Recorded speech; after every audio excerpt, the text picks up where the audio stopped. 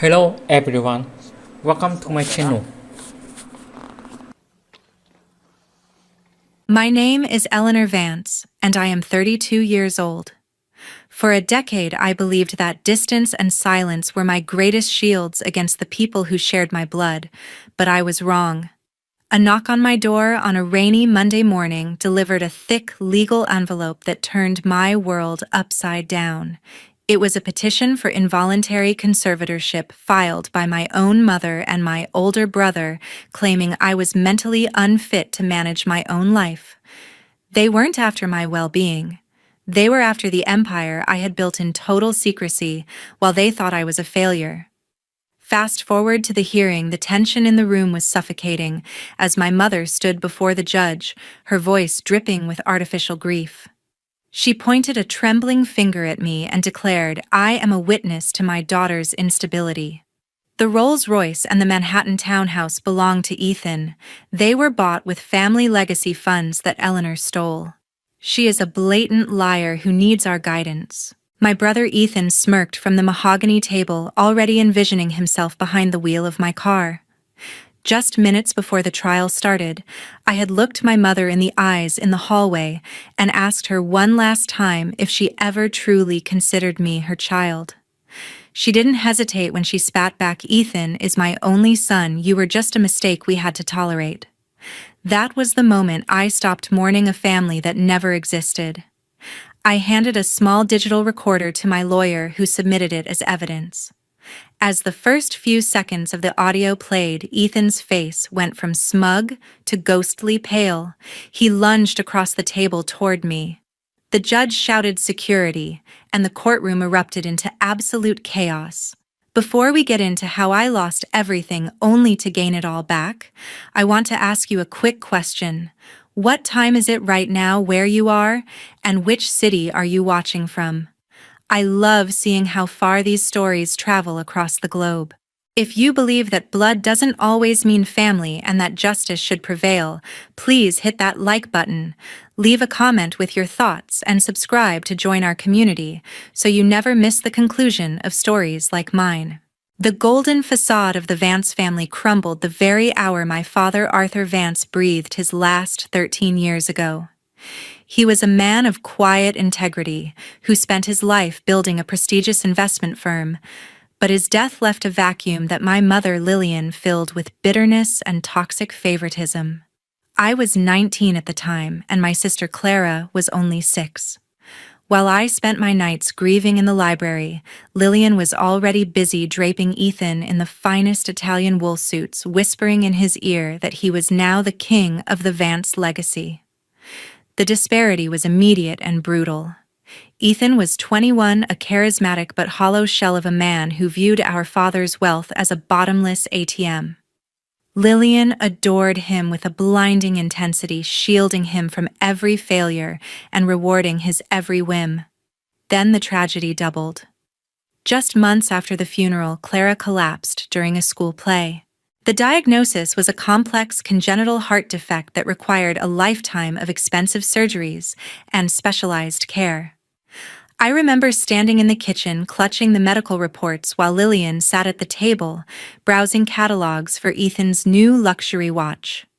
When I pleaded with her to set aside a trust for Clara's treatment, she didn't even look up. She told me that the family resources had to be preserved for important pursuits, meaning Ethan's entrance into the Manhattan social scene. She viewed Clara's illness as an inconvenience, a flaw in her perfect family portrait that she preferred to ignore. I watched as my mother diverted the insurance payouts and the liquid assets into Ethan's failed brokerage schemes, leaving me to scramble for pennies to pay for Clara's basic medications. The house in the Hamptons was sold not to save Clara, but to bail Ethan out of a gambling debt he incurred in Atlantic City.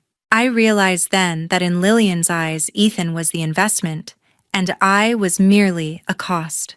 She began to treat me like a glorified maid, expecting me to manage the household and care for a sick child while she and Ethan attended galas. The breaking point came when I found out Lillian had canceled Clara's appointment with a top cardiologist because she wanted to buy Ethan a limited edition leather interior for his car. I confronted her in the foyer, my voice shaking with a decade of repressed rage.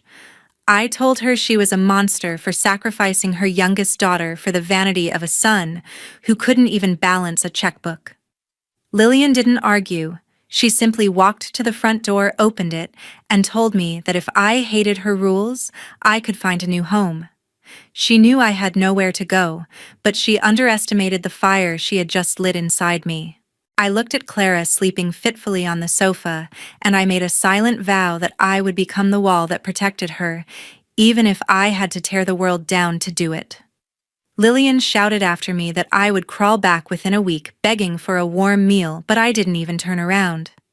I realized that my father's death hadn't just taken him away. It had unmasked the two predators I had called mother and brother. I spent my final hour in that house packing a small bag with my birth certificate, a few clothes, and the silver pocket watch Arthur had left for me. As I passed Ethan's room, I heard him laughing on the phone about a new party, completely oblivious to the fact that his sister was being exiled for trying to save their other sister's life. I walked down the grand staircase, the marble feeling like ice under my feet, and stepped out into a New York thunderstorm. I had no plan, no car, and only $50 in cash, but for the first time in years the air didn't taste like lies.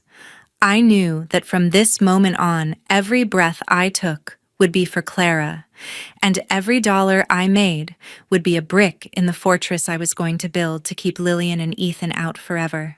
I walked out of that mansion with $50 in my pocket and my father's old silver pocket watch, the only thing Lillian hadn't managed to pawn yet.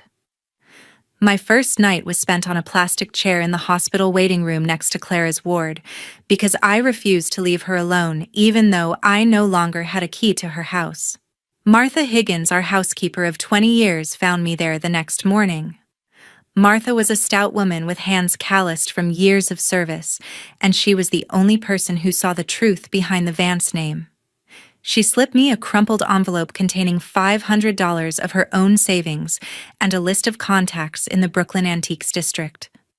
Martha told me that my father had always said I had his eye for value and his mother's hands for restoration. She promised to keep an eye on Clara and to document every time Lillian or Ethan neglected her. With Martha's help, I found a tiny, drafty basement apartment above an old woodworking shop in Dumbo. The owner was a man named Elias, an elderly craftsman who smelled of cedar and turpentine. He took a chance on me when I showed him I could identify the era of a mahogany chair just by the grain and the joinery. For the first 3 years, my life was a blur of sawdust and sandpaper. I worked 18 hours a day restoring French provincial dressers and Victorian vanity tables for high-end dealers who didn't care who I was, as long as the work was perfect.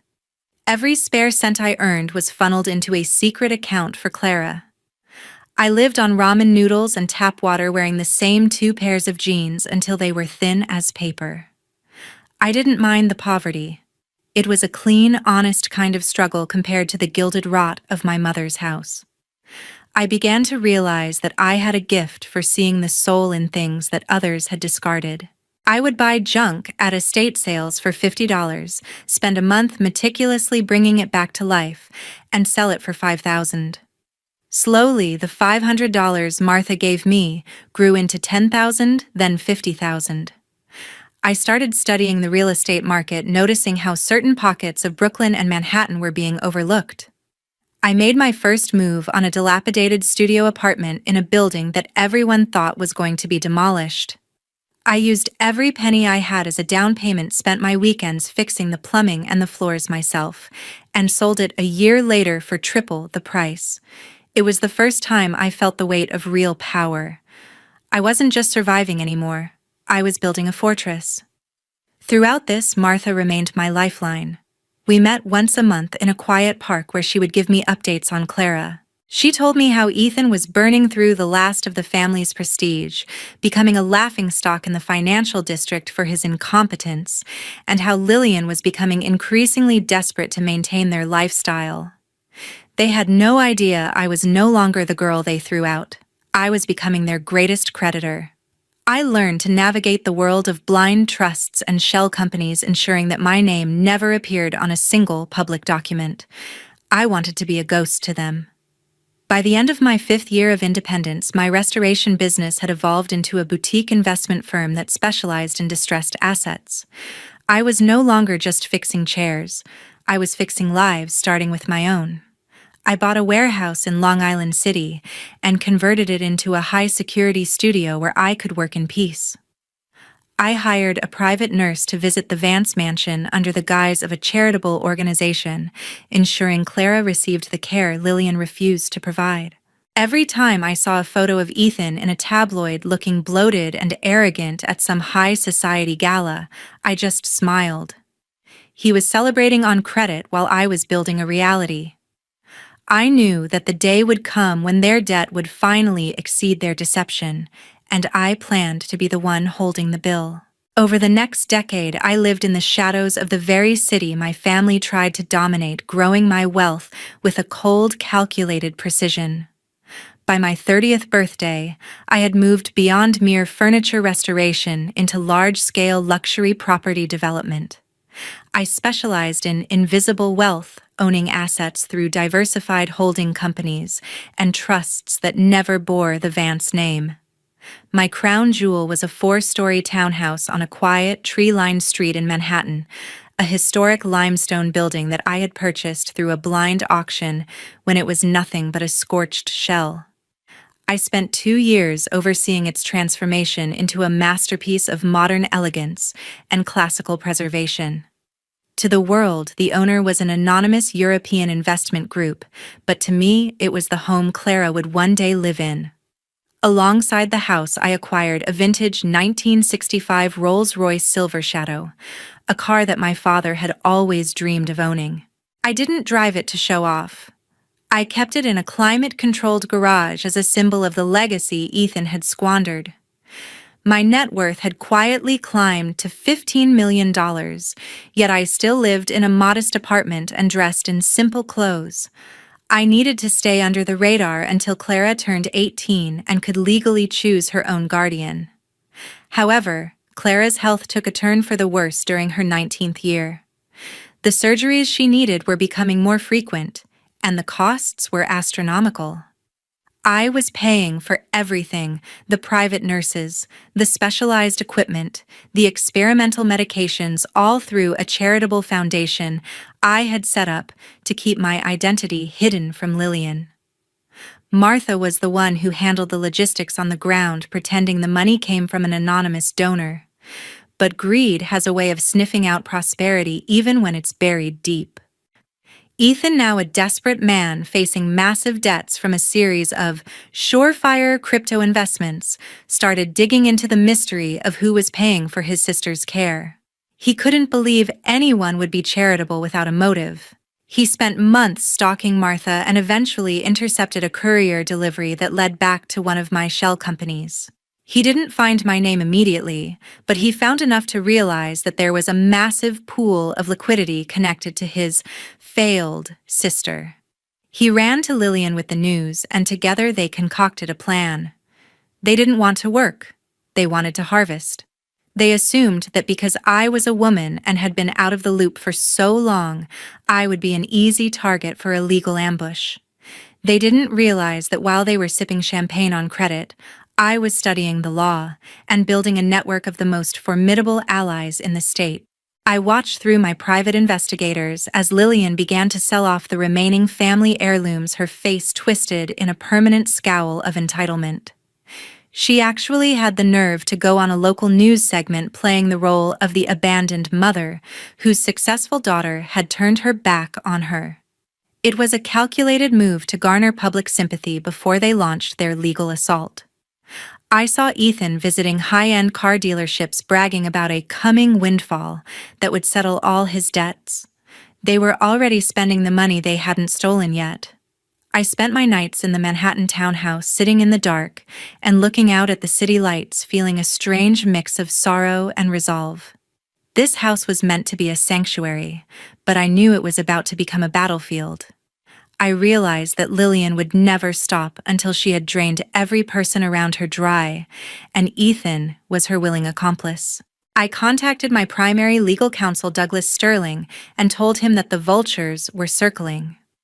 We began the process of fortifying my legal defenses, ensuring that every asset was locked behind layers of indestructible trusts. I knew that when they finally struck, they would come with everything they had, and I had to be ready to show them that a ghost can still strike back with the force of a hurricane. The fragile peace shattered when Ethan lost everything in a final disastrous margin call that left him owing nearly $2 million to some very impatient creditors. I was sitting in my office reviewing the blueprints for a new gallery when the first tremor of their attack arrived. It wasn't a phone call or a plea for help. It was a formal server in a dark suit handing me a summons for a conservatorship hearing. My mother and brother were alleging that I had accrued assets through questionable and unstable means, and that my obsession with secrecy and isolation was proof of a mental breakdown. They were asking the court to grant them full control over my person and my estate to protect the Vance family reputation. It was a classic New York power play designed to freeze my assets and force me into a settlement where they would walk away with millions. I felt a cold shiver of disgust, not fear, as I read the lies they had written about me. They claimed I was a shut-in, that I had no social ties, and that I was dangerously delusional about my standing in the business world. The most sickening part was their use of Clara as a pawn.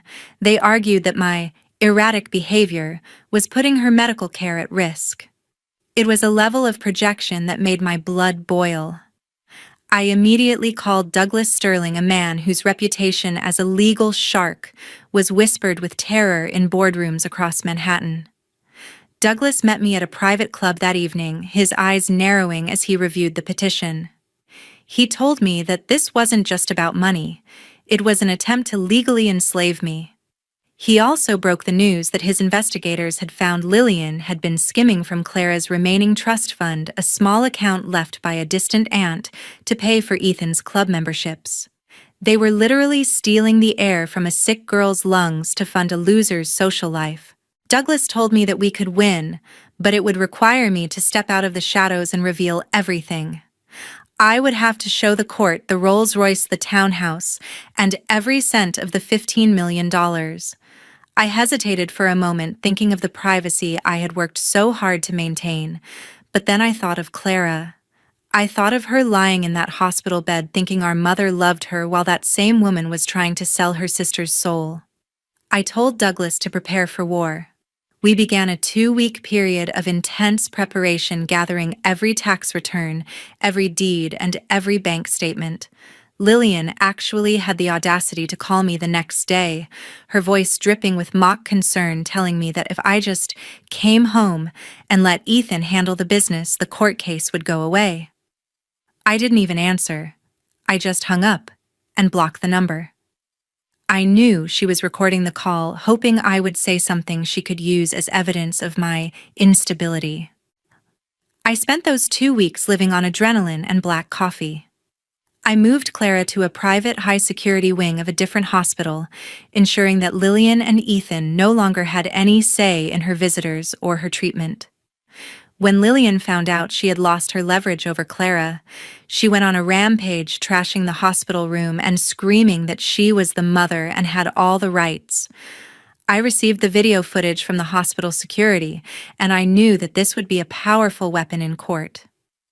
Ethan was also becoming increasingly erratic, sending me threatening emails from burner accounts promising that he would burn down the townhouse before I ever got to live in it. He was unraveling, and his desperation was making him sloppy. Douglas and I meticulously documented every threat, every lie, and every instance of their financial malpractice. We were building a case that wouldn't just defend me, but would annihilate their credibility forever. I realized that for 10 years I had been running away from their shadow, but now I was going to turn around and shine a light so bright they would have nowhere left to hide. 2 weeks before the hearing, a clandestine meeting took place in the back of a dimly lit diner in Queens.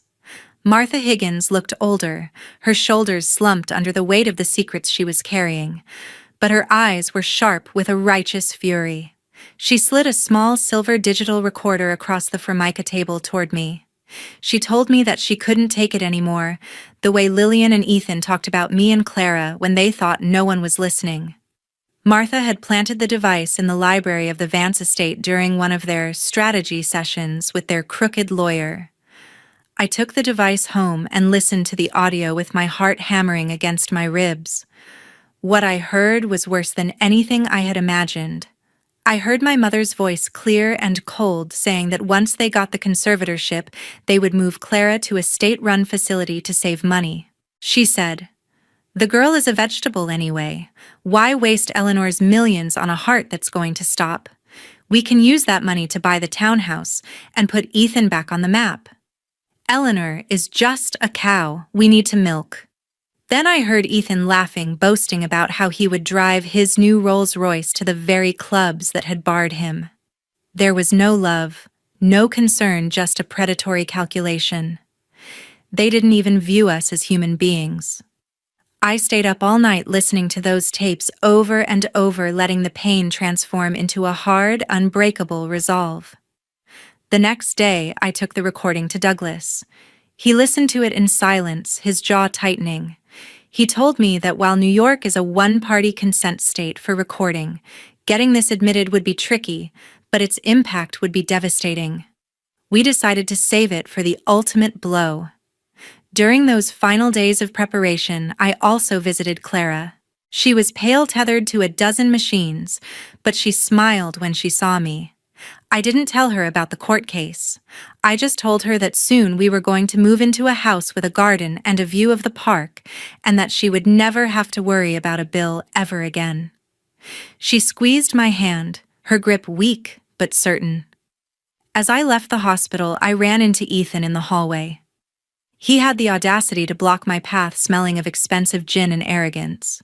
He leaned in and whispered that I should just sign over the Manhattan property now, and he might let me keep a small allowance. I didn't say a word. I just looked at him with the pity one feels for a dead man walking. He thought he was the hunter, but he had no idea he was walking straight into a steel trap. He followed me to the parking lot, shouting that I was nothing without the family name, and that he would make sure I ended up in a padded cell. I simply got into my modest sedan and drove away, feeling a strange sense of calm. The storm was coming, but I was the one who had built the lighthouse. I spent the last few nights before the trial at the Manhattan Townhouse, walking through the empty rooms and imagining Clara's laughter echoing off the limestone walls. I had Douglas arrange for extra security at the hospital and at the townhouse, knowing that Ethan was capable of anything in his current state. I received a final text from Martha telling me that Lillian was bragging to her friends about the massive inheritance she was about to receive. It was almost poetic how their own greed was blinding them to the cliff they were about to walk off. I checked my bank balances one last time, seeing the $15 million sitting ready, not as a prize for them, but as the fuel for our new life. I knew that the next morning the world would finally know the truth about the Vance family, and I was ready to be the one to tell it. The courtroom was a tomb of cold mahogany and flickering fluorescent lights, the air thick with the smell of old paper and desperation. Lillian Vance sat at the petitioner's table looking every bit the grieving aristocratic mother in a designer black veil. Ethan was beside her, fidgeting with a gold pen, his eyes darting around the room as if he already owned the place. Their lawyer, a man named Henderson, who was known for representing the worst of the city's elite, started the proceedings with a theatrical monologue about family duty and the tragedy of Eleanor's mental decline.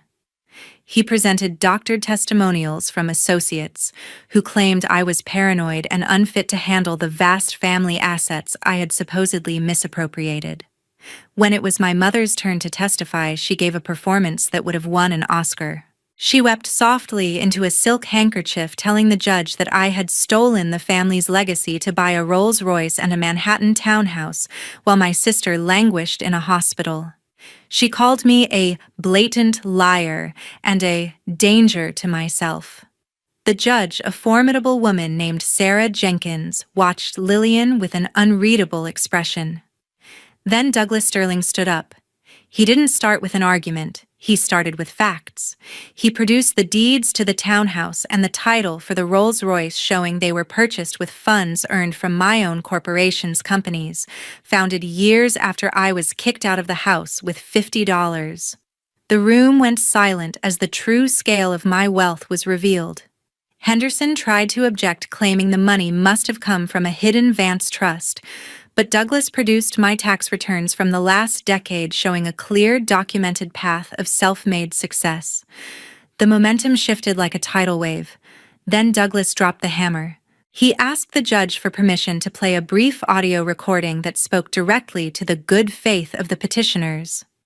As the recording of the library meeting began to play, the color drained from Lillian's face.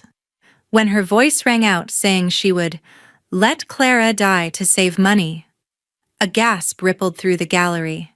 Ethan's eyes went wide with terror. He realized in that second that his entire world was collapsing. He didn't wait for the recording to finish. He stood up, knocking his chair over with a deafening crash, and lunged toward me at the defense table. He was screaming that I was a witch, and that the money was his by right of birth. He didn't even make it halfway before 2 court officers tackled him to the floor.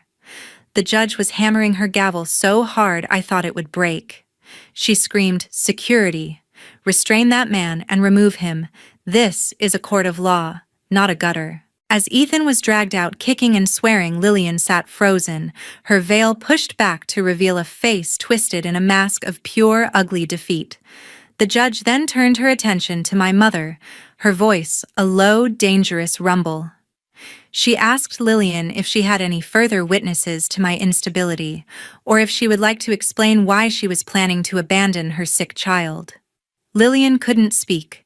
She just stared at the floor, the silk handkerchief clutched in a white-knuckled grip. Douglas then submitted the evidence of Lillian skimming from Clara's trust fund, providing a line-by-line accounting of the theft. The courtroom felt like it was vibrating with the intensity of the revelation. I sat perfectly still, looking straight ahead, refusing to give them the satisfaction of seeing me cry. I had won, but there was no joy in it, only a profound sense of relief that the monster was finally back in its cage. The judge announced that she would deliver her final ruling after a brief recess, but everyone in the room knew it was already over. I walked out into the hallway and saw Martha standing there, tears streaming down her face. We didn't say anything. We just gripped each other's hands. For the first time in 13 years, I didn't feel like I was hiding. I was Eleanor Vance, and I had reclaimed my name. As the judge's gavel struck the final blow, I felt a xiang shich vo hin voa bi jut tongue from my soul. Judge Jenkins didn't just deny the petition. She dismissed it with prejudice, meaning they could never file it again. She then did something I didn't expect. She referred the case to the district attorney for a criminal investigation into perjury fraud and the embezzlement of Clara's trust funds. She looked at Lillian and told her that in 30 years on the bench, she had never seen such a repugnant display of greed masquerading as motherhood. The aftermath was swift and merciless, exactly as justice should be in a city that doesn't forgive losers. Within a month, the Vance estate was hit with a barrage of lawsuits from Ethan's creditors, who moved in like vultures now that they knew there was no hidden inheritance coming. The big house was foreclosed upon and sold at a public auction. Lillian was forced to move into a tiny rent-controlled apartment in a borough she used to mock. She reached out to me once, a pathetic email begging for filial mercy, but I blocked her without reading past the first sentence.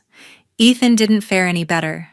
Without his mother's protection or my money, he was indicted for his role in the fraudulent schemes he'd used to try and stay afloat. He's currently serving time in a minimum security facility, where I'm told he's found that his Vance name carries zero weight with the guards. As for me, I finally brought Clara home. We live in the Manhattan townhouse now, the one Lillian tried so hard to steal. Clara has the best medical team in the country, and for the first time in 19 years, her heart rate is steady because she is safe and loved. Martha Higgins is with us not as a housekeeper, but as a cherished member of the family she helped save. This journey taught me that family is not a matter of DNA, it is a matter of conduct. True wealth isn't the Rolls-Royce in the garage or the limestone on the walls. It's the ability to look in the mirror and know you never broke your integrity to get ahead. To everyone watching, remember this: people will try to define you by your past or your quietness, but your silence is your strength until the moment you choose to speak. Never let anyone tell you that you owe your life to people who only want to harvest your success. Stand your ground, build your fortress, and let the truth be your loudest voice. I'm Eleanor Vance, and I am finally free. What do you think about Eleanor's decision to cut them off completely? Was she too harsh, or did they get exactly what they deserved? Let me know in the comments below. The Manhattan Townhouse has become a sanctuary of healing. We spend our evenings in the library, the very room where my father used to read to us, and the air is finally clear of the rot that Lillian brought into it. I've started a new foundation, one that helps young people who have been cast out of their families, providing them with the tools and the capital to build their own futures. Every time I see a success story from one of our recipients, I feel a piece of my own past being redeemed. Clara is even starting to take an interest in the business, her sharp mind finally getting the stimulation it deserves. We don't talk about Lillian or Ethan. They are ghosts of a life we no longer inhabit. I've realized that the greatest revenge wasn't seeing them lose their home or go to jail. It was living a life so full of light and purpose that they don't even matter anymore. If you found value in my story, please don't forget to like and subscribe. Your support helps us share more stories of resilience and justice. Thank you for being part of this journey. Eleanor's story is a powerful testament to how financial independence and perseverance can shield us from even the most toxic relationships. In life, sometimes cutting ties completely isn't about hatred, it's about self-respect and protecting the ones we love. I hope this story serves as motivation for anyone currently fighting for their own justice and standing up for what is right.